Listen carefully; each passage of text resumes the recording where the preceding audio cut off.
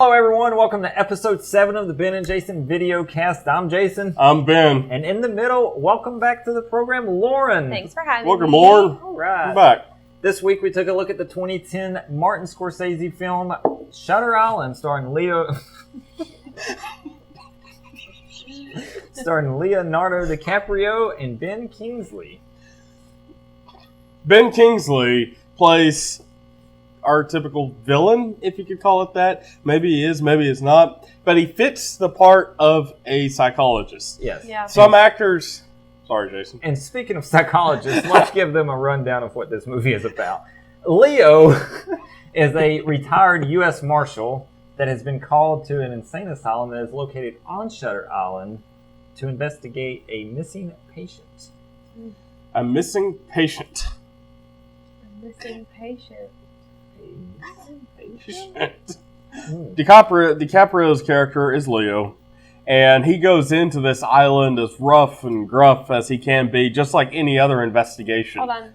Pause. Isn't his name Teddy? It's Teddy Daniels.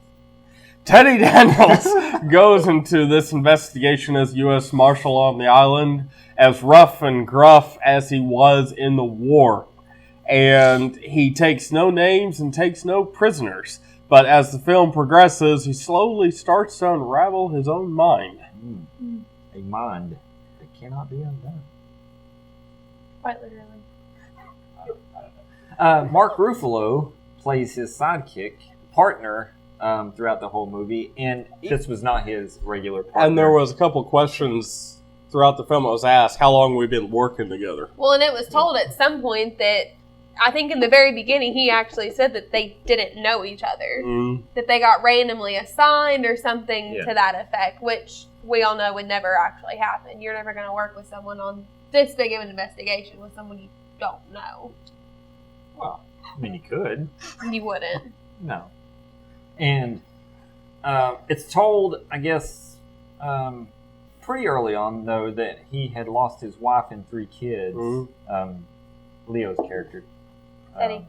Teddy Daniels. Had lost his wife and 3 kids in a house fire. So you know that he has some torment or psychological issues, but you don't really relate that to him being a patient. Until I think midway through the film. Yeah, I mean, there's hints of it throughout. But Michelle Williams actually plays Leo's wife in the movie, and he has flashbacks throughout, seeing her. I will say this, I think of that Seinfeld episode where Jerry sees that girl in certain lights, she's pretty, she's ugly, and I feel like that with Michelle Williams. Like some shots, she's like, oh, okay, I like her, and then others like, eh. Yeah. Stay away. Wow. Stay away. Lobotomy.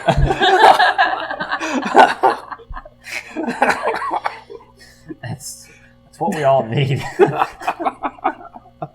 Lobotomy you.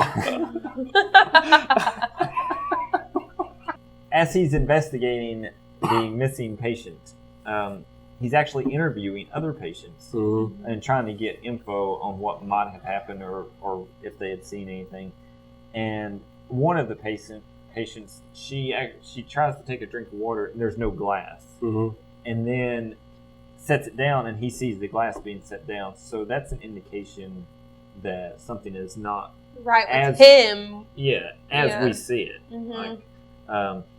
But Martin does Mr. Scorsese does a very good job of making you feel like you're feeling what Leo is feeling throughout the whole movie, because you kind of want him to find the patient, and then you also want him to find help at some point too. I think, though, in the film, though, he says he's trying to find the killer, and that's why he took on this assignment, is to find the guy that burned down his house or apartment.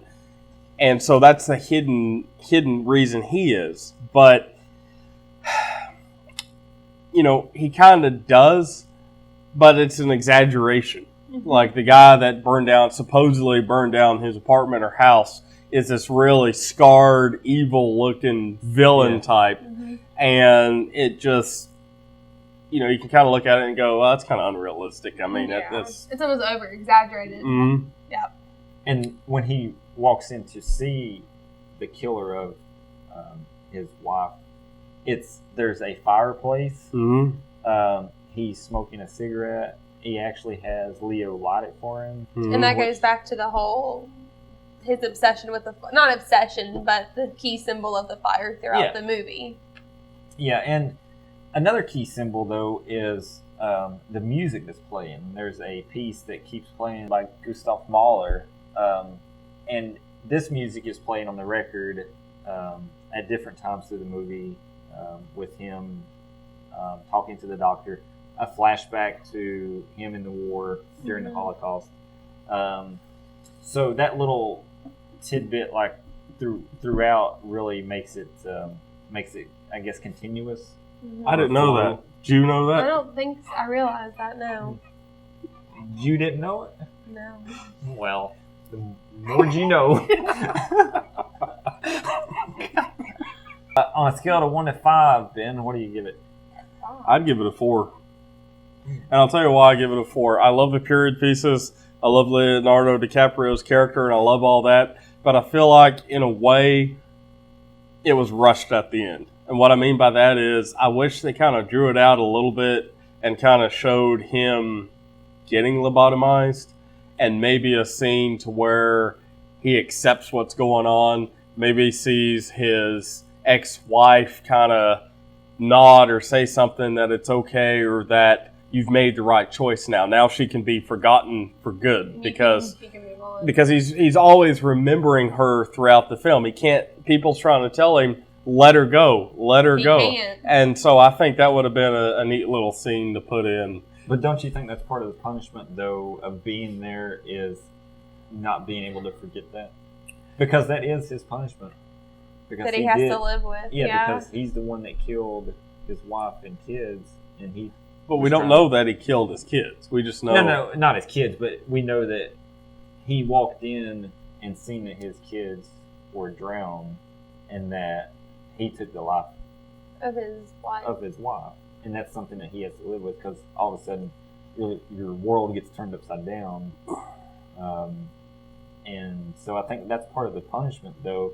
And in some ways, though, he did kind of accept it at the end, because he realized where he was at and what was going on. But they also made a comment at the end that it's on a cycle. He comes in, he realizes it, he comes to the realization of who he is, what he's done, and it goes for, maybe 2 days, and then he loses it. I think, looking back on the cycle, though, he blows up a car in this cycle. So it's like, how many times? I think they said they had him for 2 years. Yeah. So how many times can you do this? Yeah, or how violent has he got in the past 2 years? And if this time worked, what made it work that was opposite of all the other times? Yeah. So, in the end, it's kind of assumed that he knows he's come with it, but he still wants to be lobotomized. Like, and his doctor keeps trying different techniques to help him realize where he's at.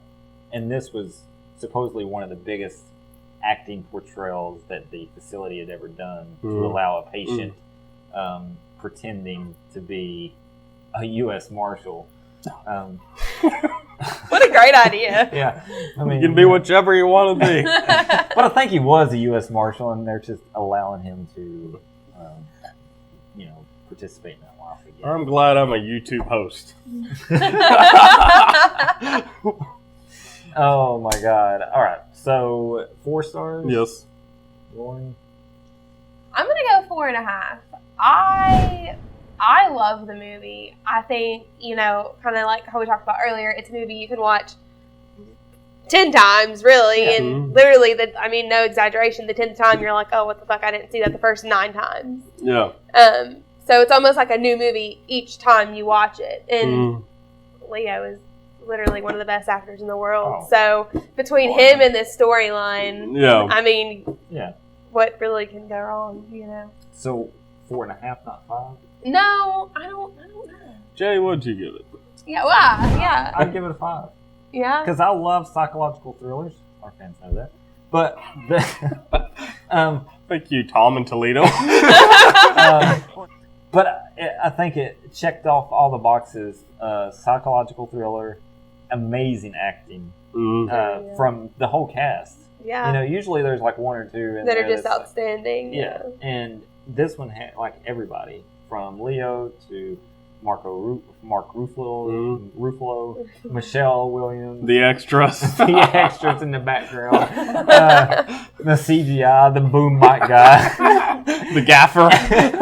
everybody was just phenomenal. You get a thumbs up from the Ben and Jason Videocast.